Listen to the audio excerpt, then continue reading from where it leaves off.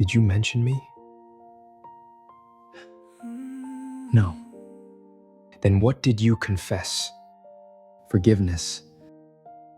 I didn't mean it back there, it just happened, and I'm gay, Gabriel. I'm not. Stop saying that. I didn't mean. It's always you, isn't it?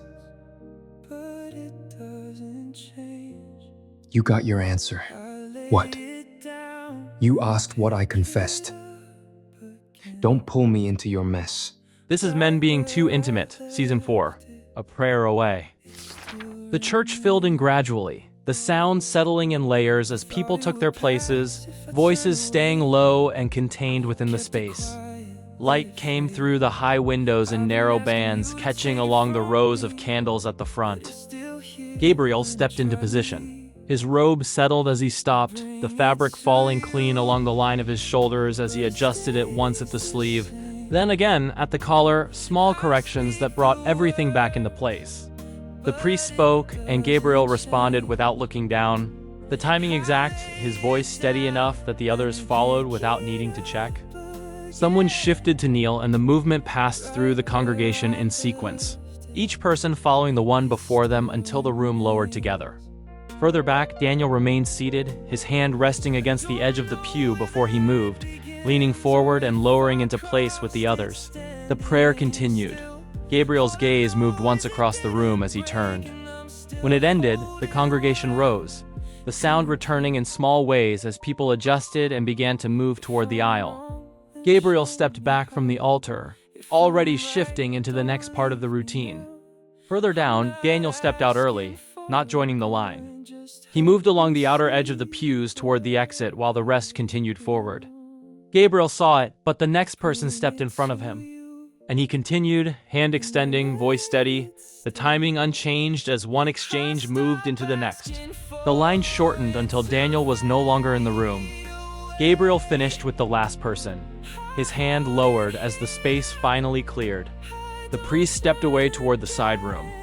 Gabriel remained where he was for a moment, his gaze moving once toward the door Daniel had taken before he moved. Daniel stood off to the side as Gabriel approached. Why didn't you join the line? Didn't feel like it.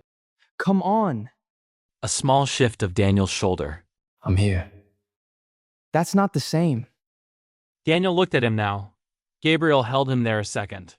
I need you to take it seriously. A small nod, not committing, as Daniel shifted and stepped to move past him. Help me with the youth session. Daniel looked at his hand, then back at him. With what? Just stick around, trust me. Daniel gave a short answer. Yeah. Gabriel released his arm and turned back toward the door without responding, already moving. Daniel followed. The park sat beside the church, the court just beyond the path, the sound of the ball carrying ahead of them as a few of the younger ones passed between themselves and put up loose shots that came down into waiting hands. Daniel stepped in from the side, saw it, and said, Why didn't you say? Gabriel moved beside him. I told you I need someone I can count on. The next pass came through, and Daniel reached for it without waiting. He turned and put it up in one motion, the ball dropping clean. Daniel took it and drove while Gabriel closed the space, shoulder meeting shoulder as Daniel went through and finished, the ball falling again as it rolled back into play. Daniel reached for his shirt, pulled it off, and tossed it aside. A couple of girls stepped up along the edge of the court, their voices cutting through the game. Gabriel saw it with the ball already coming back through. He took it and pulled his own shirt free in the same motion, dropping it to the side as he stepped back in and closed the distance again. The next drive came straight in with no space left, chest to shoulder, skin to skin as the impact carried through both of them before breaking into motion again. The ball moved again, hands reaching, bodies crossing, contact landing and breaking as the pace held. Daniel stepped in first on the next drop and Gabriel met him there, their hands hitting the ball at the same time before Daniel pulled it free and turned out. The contact landing full and carrying through before Daniel moved past and finished. The ball dropped through and came back down between them. Both of them stepped back a fraction, breath heavier now as the others slowed around them. A girl stepped in from the edge and held out a bottle. Daniel took it, lifted it, and drank, his head tilting back once before he lowered it and looked across at Gabriel. He stepped forward and passed the bottle to him. If this is what you need for the youth session, You can count me in. Gabriel took it, his hand closing around Daniel's wrist as he pulled him in and locked his arm across his shoulder. Daniel laughed and cut him, the younger ones drifting back toward the path while the ball slowed and rolled loose between them. Gabriel bent, picked up his shirt, and pulled it on as he stepped off the court, the fabric still damp as it settled across his shoulders. Daniel followed with his shirt in his hand. Gabriel glanced over once. Put it on. Daniel looked at him, then slipped his shirt on as they kept walking. They reached the side entrance and stepped inside, the door closing behind them as the sound dropped. Gabriel moved ahead, then slowed just enough for Daniel to come level. I've known you since we were kids. If something's holding you back, I'm here. Daniel let out a short breath, half a laugh. No worries, man. Maybe you'll figure it out here. Daniel nodded once. They reached the room and stepped in, the chair still out of place from earlier. Daniel moved first, pulling one back into line before dropping into it without waiting. Gabriel watched him for a second, then moved to the front and started resetting the space. They stepped out through the side door and into the heat, the street already moving as people filtered out in small groups. Father said to give you this. One of the younger ones came up with a folded paper bag in his hand, grease already marking through the bottom. Gabriel took the bag, reached in, and pulled out 2 pieces of fried chicken. He passed one to Daniel. Daniel bit into it as they walked, tearing through the crust. He licked his fingers once. Gabriel glanced over. You still do that? Grow up.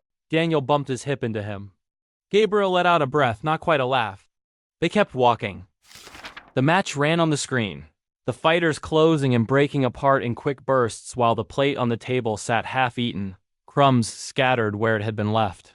Daniel leaned forward into it, then shifted sideways, his shoulder pressing into Gabriel's as he worked the controller one-handed for a moment before settling back into both hands. Gabriel answered by leaning in harder, crowding him off the cushion, their knees knocking and staying there as he tried to take space back, his elbow lifting just enough to nudge Daniel's arm aside before dropping again. Daniel didn't move away. He adjusted around him, then pressed back. Gabriel grabbed his forearm to steady himself and held it a second longer than needed as he shifted, then released as Daniel turned the push into a lean, closing the space again. They stayed like that, trading position more than anything else, pressing, adjusting, giving, and taking space on the couch while the match kept running, neither of them pulling back. Gabriel's phone alarm went off on the table. Gabriel didn't move right away. He finished the exchange, pushing through the last hit before he leaned back slightly and let out a breath. I won. 5-2. He dropped the controller and stood, reaching for his phone as it kept ringing, then cut the alarm and moved immediately, grabbing what was left on the plate and eating as he headed for the door. Daniel stood, picked up a bottle from the table, and took a drink as he moved past him. Gabriel still had the last of the food in his hand, taking another bite on the way to the door. We need to go. Daniel glanced over, saw the smear at the corner of Gabriel's mouth, then reached for a tissue and wiped it off. Gabriel caught his wrist as he finished. Let's go. Ma, we're heading out. He pulled him forward. Daniel let himself be moved. Gabriel headed straight for the bike at the curb and pulled the key from his pocket as he reached it, his movement direct, already in motion. Daniel came up behind him and swung onto the back, settling in close as Gabriel kicked the stand up and brought the engine to life. The vibration ran through the frame as Gabriel eased it forward and pulled into traffic, the bike slipping between cars as the street opened ahead of them. Daniel's hand came up and settled at Gabriel's waist, light at first, then firmer as the speed picked up. His grip adjusted with each turn as they leaned into it together. Gabriel kept his eyes forward, his body steady as he moved through the road, shifting his weight with the bike as it cut through the lanes and turned out into a wider street. Daniel shifted closer. They rode like that, the turns coming in and out, the city moving past them in quick lines of light and shadow, the contact holding without needing to be adjusted. Gabriel slowed as the church came into view ahead, easing off the throttle as the bike rolled in along the front. He brought it to a stop. Daniel stepped off first, his hand dropping away as he did. Gabriel cut the engine and ran a hand through his hair before stepping down. Daniel stepped in, closing the distance, and pushed his hand through the front of Gabriel's hair, setting it back into place. Stay still. Gabriel held there for a moment, then let his hand fall as Daniel pulled away. They headed for the doors. Inside, the space was still open, a few people already seated. Gabriel didn't pause. He moved straight past the aisle and turned toward the hallway leading to the back rooms. Daniel followed. Gabriel crossed to the chair and set his things down. He reached for the white robe and lifted it, then slid into it one arm at a time. Daniel stayed near the door. Gabriel adjusted the sleeve, then the collar, his hands moving with more care now. Each motion smaller, more exact than before as he tied it at the waist and pulled it into place. Daniel watched him, his eyes moving over him once before he looked away. How do I look? Daniel glanced back at him. You look good. Gabriel stepped past him. Daniel pushed off the wall and followed. Gabriel slowed near the split, his hand lifting briefly as if to signal it. See you after. He turned off toward the sacristy entrance, disappearing from view. Daniel stayed where he was for a moment, then moved the other way. From the side, Gabriel entered with the others, stepping into line, his pace measured as he moved toward the front and took his position. Daniel watched him from where he stood. Gabriel moved through it clean, every response landing where it should, his hands lifting and lowering in time with the service. Daniel followed the rhythm a moment later, standing when the room stood, sitting when it settled, his eyes returning to Gabriel. The room quieted as the prayer began. Heads bowed across the rows. Gabriel's eyes closed at the front. Further back, Daniel closed his eyes too. Mass ended and the doors opened, letting the sound back in as people stepped out into the heat and spread across the front, the quiet from inside breaking apart as voices picked up again. The boys drifted toward the court beside the church, where a game had already taken shape. The sun sat higher now, the heat pressing down more heavily than before. Daniel slowed near the edge and watched it for a moment, then moved past. Gabriel followed. Daniel sat first, settling with one foot planted while the other stretched out. Gabriel stayed standing a second longer, then stepped in close and leaned back beside him. Their legs met and stayed there as the noise from the court continued behind them. A small group gathered a few steps away to watch the game. One of the girls stepped forward, stopping in front of Daniel as she held out a folded note. He took it after a brief look, opened it partway, then folded it back and slipped it into his pocket. She lingered for a second, then stepped back into the group. She's cute. Daniel shifted, his knee knocking lightly against Gabriel's as he leaned back into the wall. You want it? Gabriel let out a short breath that didn't turn into anything more. Daniel's hand dropped again between them as he adjusted closer this time, the space tightening without either of them pulling away. The ball bounced closer, rolling out toward them. Gabriel pushed off the wall and picked it up. He turned it once in his hand, then looked at Daniel. Let's play. Gabriel tossed the ball to Daniel. They stepped back toward the court. When the game ended, Gabriel picked up his shirt and held it in his hand as he stepped off the court. Daniel fell in beside him, wiping at his face once before letting his hand drop. Both of them still carrying the movement of the game in the way they walked, not quite slowing yet. Gabriel turned on the tap, leaning in as he ran water over his hands and up along his arms. Daniel's eyes lifted once toward Gabriel, then dropped again as he rinsed his hands. Gabriel shook the water from his hands and reached for a towel, then paused when something hit his shoulder. He turned. Daniel stood there with his hands still raised slightly, water dripping from his fingers, not saying anything. Gabriel flicked water back at him, the motion easy at first. Then, again when Daniel stepped closer and pushed his hand forward, spreading water across Gabriel's chest. Gabriel caught his wrist, holding it there as the water continued to run. Daniel didn't pull back. The distance between them closed without either of them stepping. Gabriel moved first. The kiss landed without warning, quick and direct. Daniel held for a beat, then pulled him in, his hand sliding lower along Gabriel's pants as he leaned into it. Gabriel broke it. He pushed Daniel back, the movement sharper than before, his breath uneven as he stepped away. The water kept running. Gabriel turned and walked out. Daniel stayed where he was, his hand still slightly raised, the sound of the tap filling the space. Daniel came out of the washroom and slowed as he stepped back into the main hall, the space quieter now with only a few people still moving through. He paused near the aisle, looking ahead, then his eyes shifted to the side where the confession booth stood with the light on. He stayed there a moment, then turned and walked toward it. Bless me, Father, for I have sinned. Daniel's hand rested lightly against the side of the booth as he took a breath. I don't really know how to say this. It's not something I planned. The priest answered. Take your time. Daniel nodded to himself and went on. I think I have a feeling for something I shouldn't, and I think I might have passed it on to someone else. He shifted slightly. I tried to ignore it. I thought it would go away if I didn't act on it. I've been praying about it, but I don't think I can control it. Is that wrong? The priest paused. Feelings themselves are not sin, but what we do with them, that is where the battle lies. Bring it all into the light. Be honest before God. Daniel stayed still, taking that in. Am I wrong for feeling it? The question hung there unanswered for a moment. The priest's voice softened but remained firm. We are not judged for what enters our minds, but for what we invite to stay there. Daniel let out a breath and nodded once. He stood, opened the door, and stepped out. Daniel stepped out of the booth and let the door close behind him, adjusting to the light as he moved back into the main hall.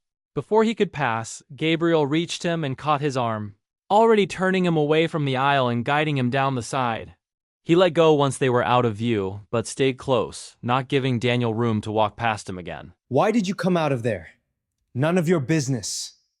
Gabriel held his gaze a second longer than needed, searching his face before continuing, his voice lower now that they were alone. Did you mention me? Daniel didn't answer right away, but didn't look away either. No. Gabriel shifted, the tension showing now. Then what did you confess? Daniel's expression didn't change. Forgiveness. That stopped him. Gabriel tried to read past it, but Daniel didn't give him anything else. I didn't mean it back there, it just happened, and I'm gay, Gabriel. Gabriel shook his head immediately. I'm not. Daniel cut him off, steady, not louder, but firm. Stop saying that. Gabriel paused, then tried again. I didn't mean. It's always you, isn't it? Daniel held him there with that, not stepping closer, not stepping back. You got your answer. Gabriel frowned, thrown. What?